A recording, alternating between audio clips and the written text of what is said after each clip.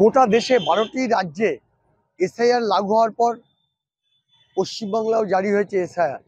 আর তাই নিয়ে অবৈধ অনুপ্রবেশকারীরা তাদের উপযুক্ত নথিপত্র না থাকার কারণে উত্তর 24 পরগনার বসিরহাট মহকুমার স্বরূপনগরে হাকিমপুর চেকপোস্টে ভিড় জমাচ্ছে। একদিকে স্বেচ্ছায় তারা বিএসএফকে ধরা দিচ্ছে, অন্যদিকে সহজে যাতে দেশে ফিরতে পারে তাই তাদের আসবাবপত্র জিনিসপত্র নিয়ে মাথায় করে তারা জমায়েত হচ্ছে। আজ স্বরূপনগরের চিত্রটা প্রায় 200 জন বাংলাদেশি শিশু, পুরুষ, মহিলা অপেক্ষায় করছে দেশে ফেরার। আর শহর কলকাতার একাধিক জায়গায়, রাজারহাট, নিউ টাউন সহ একাধিক শহর থেকে অবৈধ অনুপ্রবেশকারীরা সীমান্তের পথে তারা চাইছে স্বেচ্ছায় যাতে বাড়ি ফিরতে পারে। সাতক্ষীরা থেকে আসিনি, ওখানে আমার বাড়ি। এসেছিলাম। কোথায় ছিলেন এখানে? এখানে নিউ টাউনে থাকতাম। আচ্ছা, কি করতেন এখানে নিউ টাউনে? এই সুইপারের কাজ করতাম বিল্ডিংয়ে। আচ্ছা, আপনারা তো গরিব মানুষ। হ্যাঁ, গরিব বলেই এসেছি। বলছেন, তাহলে কি এখানে আপনারা খাদ্য সাথী পেতেন? না না, ওই সব কিছু পেতাম না। লক্ষ্মীর ভান্ডার পেতো আপনাদের বাড়ির লোকজন? আচ্ছা, আপনাদের ব্যাংকের পাসবই ওই সব কিছু নেই, কারণ যত আমরা বিদেশি লোক তাই ওই সব কিছু করিনি এখানে এসে। না। কেন চলে যাচ্ছেন? এখন আমাদের তো রাখছে না এই দেশে। কিসের ভয়ে রাখছে না? কাগজ নেই। এসআইআরে তো কাগজ লাগবে, নথিপত্র, সেগুলো তো আমাদের কাছে নেই, তাই যেতে হচ্ছে।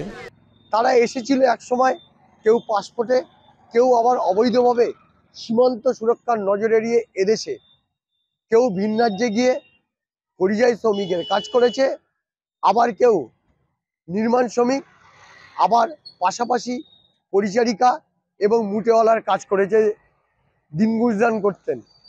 কিন্তু এসআইআর লাগু হওয়ার পরে তাদের কাছে উপযুক্ত নথিপত্র নেই, যার কারণে স্বেচ্ছায় তারা সীমান্তে জড়ো হচ্ছেন সহজে যাতে দেশে ফিরতে পারেন।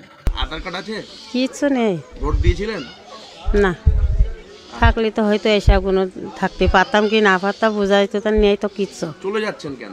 চলে যাচ্ছি, সবাই ভয় দেখাইতে, সেই ভয়তে চলে যাচ্ছে। বাচ্চা কাচ্চা আছে সব। ইতিমধ্যে এই নিয়ে কিন্তু যথেষ্ট চাঞ্চল্য ছড়িয়েছে সীমান্ত লাগোয়া এলাকাগুলোতে। তাই সব মিলিয়ে সীমান্তে একের পর এক বাংলাদেশি ভিড় জমাচ্ছেন দেশে ফেরার অপেক্ষায়। তারা চাইছেন বিএসএফের হাতে সহজেই ধরা দিয়ে যাতে দেশে ফিরতে পারেন। কিন্তু প্রশ্ন উঠছে, আদৌ কি সেটা সম্ভব? কোনো আইনি জটিলতার মধ্যে আটকে পড়বেন না? সেই প্রশ্নচিহ্ন উঠে গেল। দু দেশের যে আন্তর্জাতিক আইন রয়েছে তাতে আটক হলেই অবৈধ অনুপ্রবেশকারী 2 বছর জেল আর ন্যূনতম 90 দিন জেল খাটতে হয়।